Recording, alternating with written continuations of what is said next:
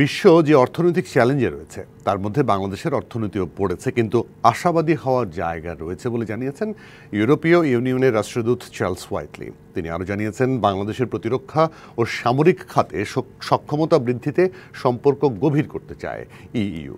সকালে ডিক্যাপ টকে বলেছেন, বাংলাদেশের সার্বিক অর্থনীতির বিচারে ইউরোপীয় ইউনিয়ন ইনভেস্টমেন্ট ব্যাংক বাংলাদেশে ব্যবসা করতে চায়।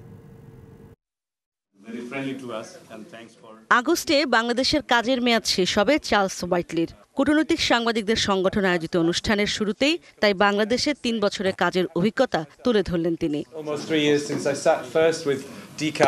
হোয়াইটলি বলেন, গুণগত ও প্রযুক্তিগত উন্নয়নের জন্যই ইউরোপীয় ইউনিয়ন বাংলাদেশকে গ্লোবাল গেটওয়ে প্ল্যাটফর্মে যুক্ত হওয়ার আহ্বান জানাচ্ছে। ইউরোপীয় ইউনিয়ন বাংলাদেশকে গ্লোবাল গেটওয়ে প্ল্যাটফর্মে যুক্ত হওয়ার আহ্বান জানাচ্ছে। ব্যবসায়ীরা চায়, সরকার চায় এবং আমরাও চাই এখানে বাংলাদেশ যুক্ত হোক। তবে বাংলাদেশ আন্তর্জাতিকভাবে কোন প্ল্যাটফর্মে যুক্ত হবে তা নির্ধারণের সুযোগ আছে।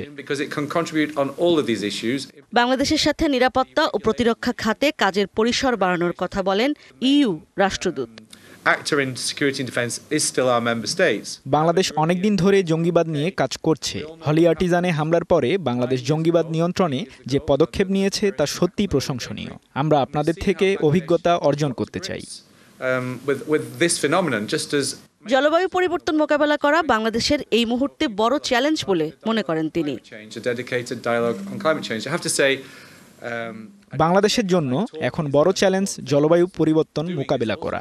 ফলে এখানে কাজের সুযোগ আছে। গ্লোবাল গেটওয়ে ফোরাম থেকে ইইউ কখনো লোন দেয়নি, তবে এখন প্রতিযোগিতামূলক ক্ষেত্রে শর্ত সাপেক্ষে ঋণ ও অনুদান দেবে ইইউ। এছাড়া লস অ্যান্ড ড্যামেজ ফান্ড ও অভিযোজন খাতেও বাংলাদেশের সাথে সহযোগিতা বৃদ্ধি করবে সংস্থাটি। রোহিঙ্গা ইস্যু দিন দিন কঠিন হচ্ছে মন্তব্য করে ইউরোপের এই কূটনীতিক আশা করেন, আন্তর্জাতিক সম্প্রদায় এই সমস্যা ভুলে যাবে না। More and more challenging with the situation over the border. When will the Rohingya be in a position to go home? Ishrat Jahan Urmi, DBC news, Dhaka.